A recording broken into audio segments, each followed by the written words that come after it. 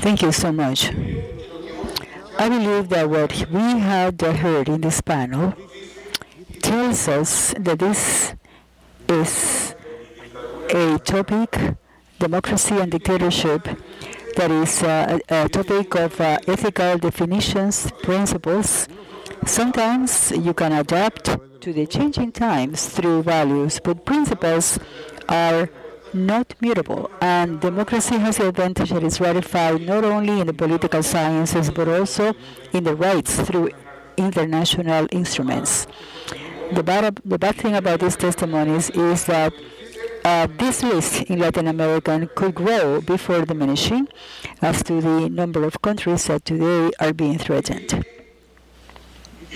This is a topic today for the region where the dictatorship now is not as one of the 20th century, but is its sister in the miseries, in the abolishment of the human rights, and in exile. So these we have threats of public liberties, personal freedoms, and we have to break with this, and we need a lot of courage.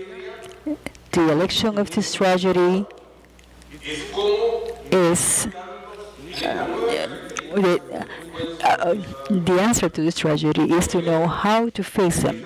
First, in this separation of waters, it is impossible to talk about democracy without separating powers, separating justice system, so that way all types of authoritarian populism is out. And like they have said here, they have had international support, media support.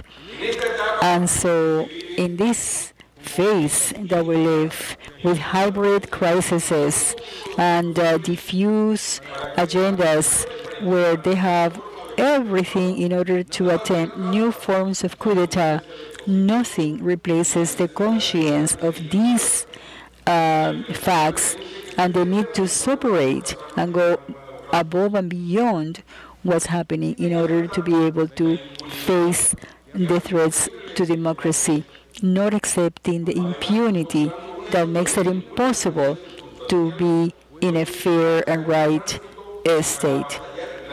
Also, we need to fight against the manipulation, as it is also done through the justice systems.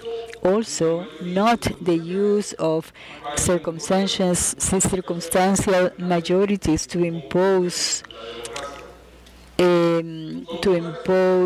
things that are going to bring democracy in a way that is also not right.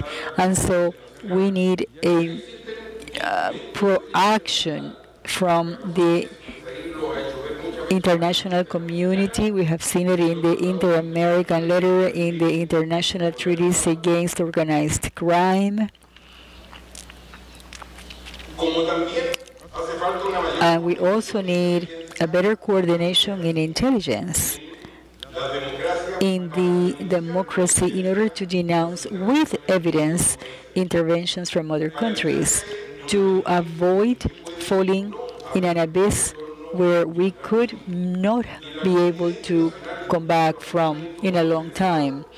And to have all this, we have to rethink what we have in front of us in this new debate, in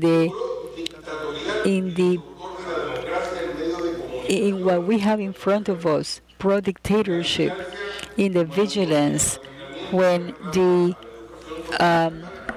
they try to indoctrinate us instead of teaching us freely. And I conclude saying something that has already been said here, and it is that they go through a democracy. We have to fight for a democracy without those that want to destroy it, and using things such as the media and the social networks. We cannot forget the need to rethink democracy as a practical form of government, and so that we can have the process as we have it in the United States. Here, we need to have a larger action, a larger participation from all, so the democracies do not turn into dictatorships. Thank you very much.